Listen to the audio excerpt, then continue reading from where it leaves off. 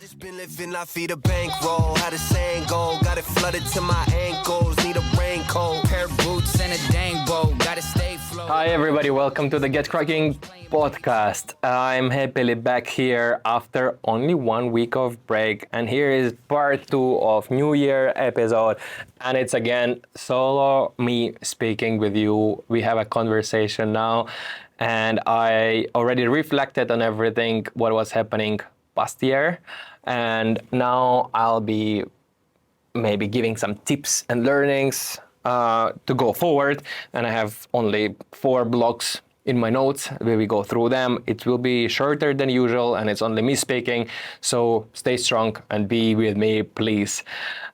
Get Cracking mission is to accelerate each one of us to happiness, and then we're looking into the problems through probably my prism of thinking.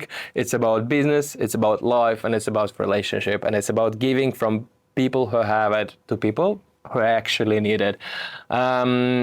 Yes, let's start with the goal setting. Now we are at New Year's time. It means that 1 year is over, another year is starting, and what we do in this time, we set our goals, we review what's happening, then, and we steer to the future. And I think goals are connected to clarity.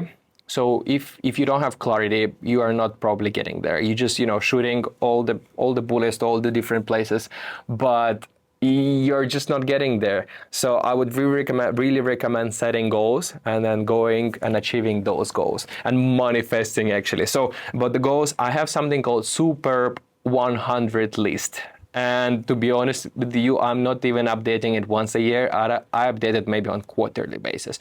So Superb 100 is 100 to-dos that I want to get done and I want to achieve in my life.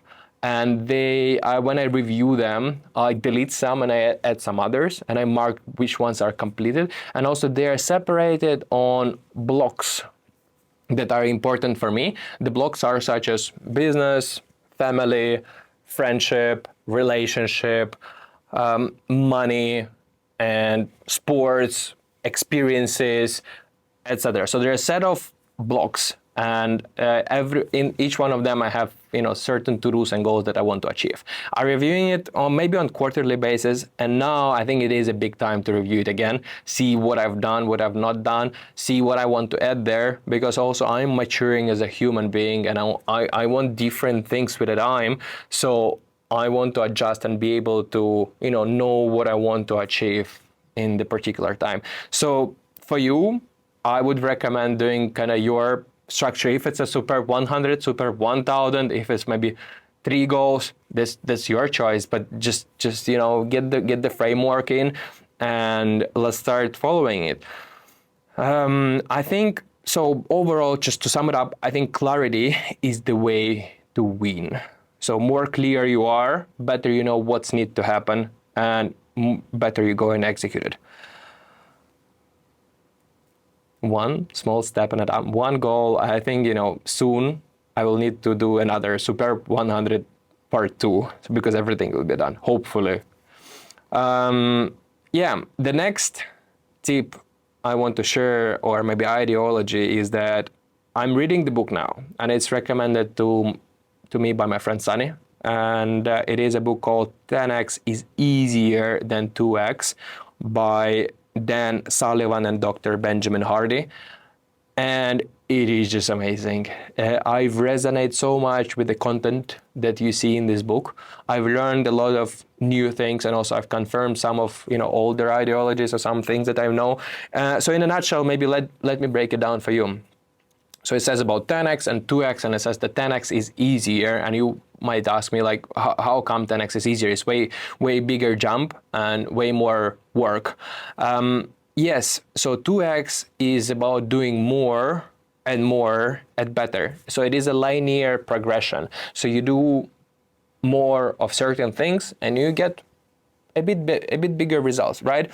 Versus 10x is about achieving exponential returns on investment. So it's about doing something so different from what you are actually doing currently. It's about focusing on what is the most important in a current set of actions and then doubling down on it, finding another approach and outsourcing, outstaffing, or maybe even giving up everything else. So by this type of approach, you have a potential of getting exponential return on your effort investment, if you want to say.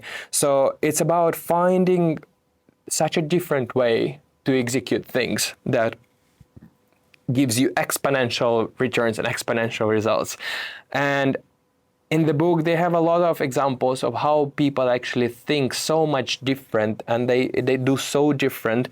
And then this is how they get to the next level. This is how, businesses grow between figures. So this is how you go to 5-figure. How do you get to 6 figures business? You need to do this jump. You need to change your life, and you need to be so different from what you've done before. And this is how you jump. And then when this jump happens, you also change a bit your, way of being and maybe even personality a bit. So number one is when you're doing everything yourself, and then you stop doing yourself. You hire people.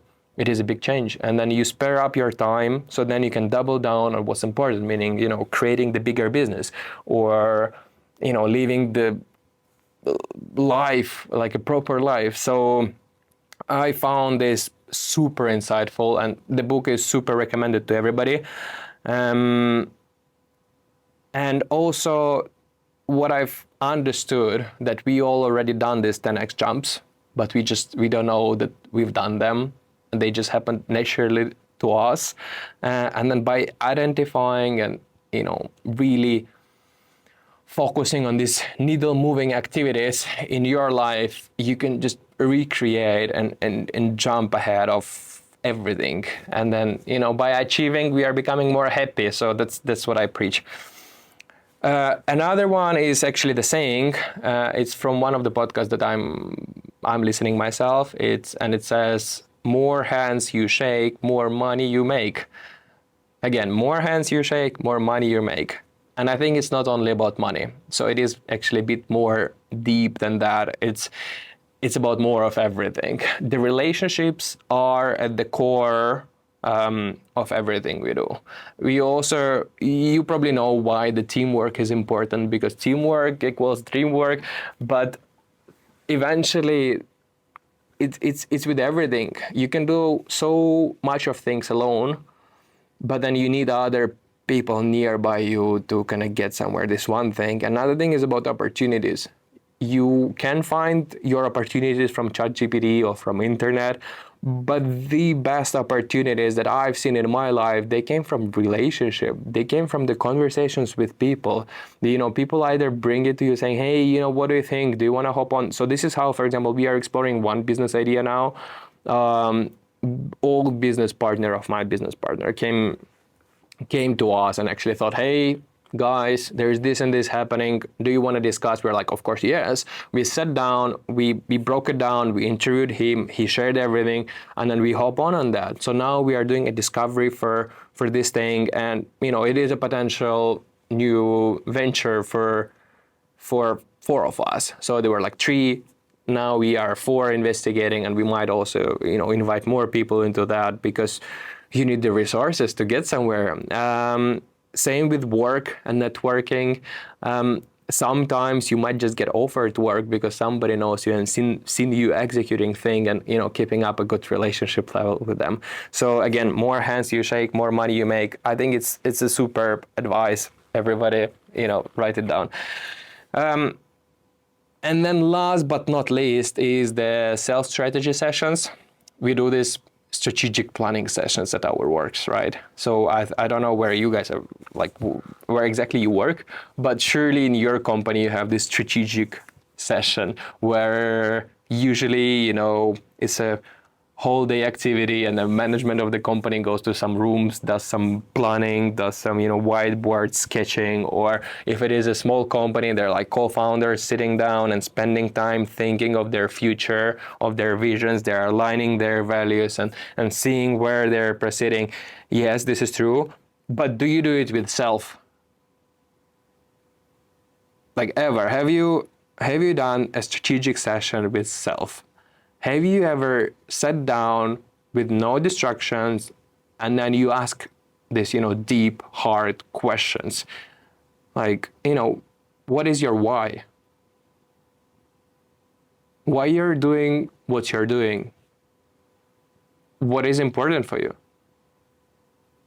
Where you want to be in the future? Like, how do you see yourself in 20 years? Or this strategic, visionary type of discussions with self.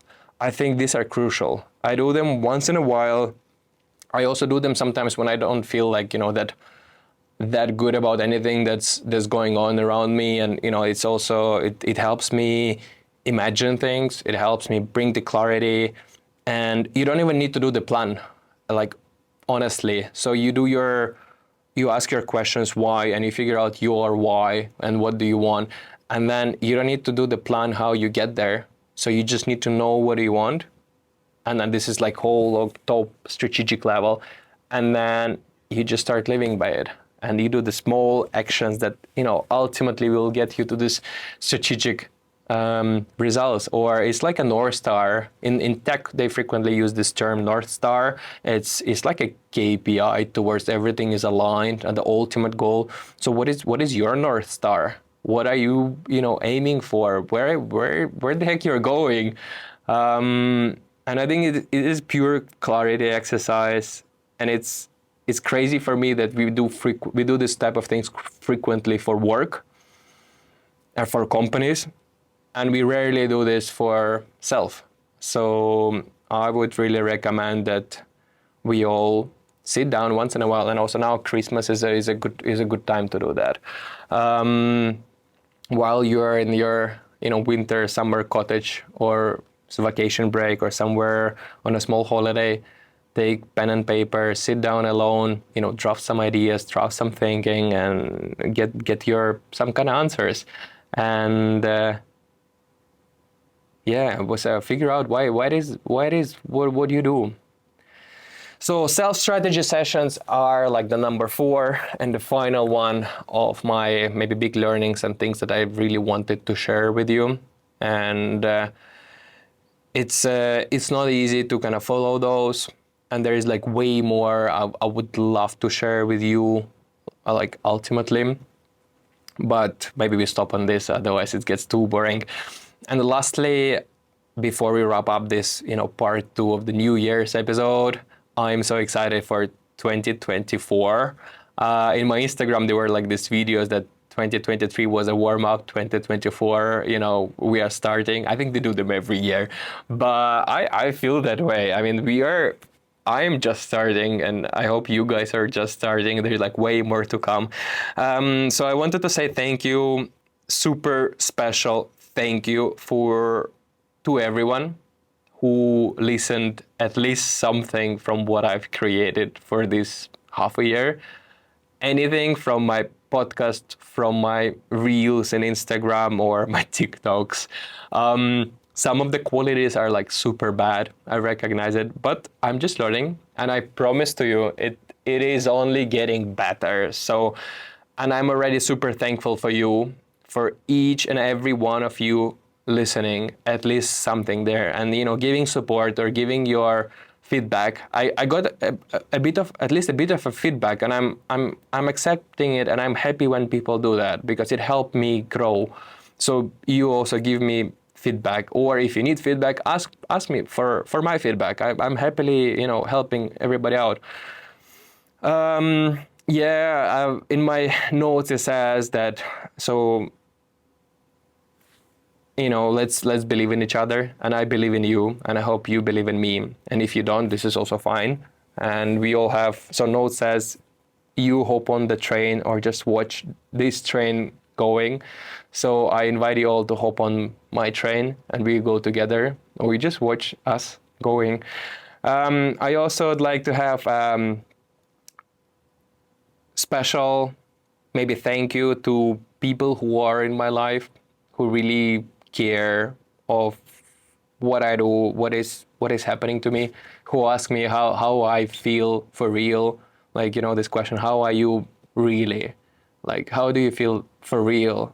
I feel thankful for those people. And I think mostly they know about whom I'm speaking kind of here. So thank you so much, and I hope there will be more people who I care about and who care about me. And yeah, and I think it's all the way up from. This sounds so cringe. Yes, cool. I think New Year is coming. 2024 is super soon. Also, take time to rest and relax. And thank you all for being with me this year. Enjoy. Bye. Made a bankroll, how the saying go, got it flooded to my ankles, need a raincoat, pair of boots and a dang bow, gotta stay flow, I might pull up in a stagecoach playing Beethoven. Whoa.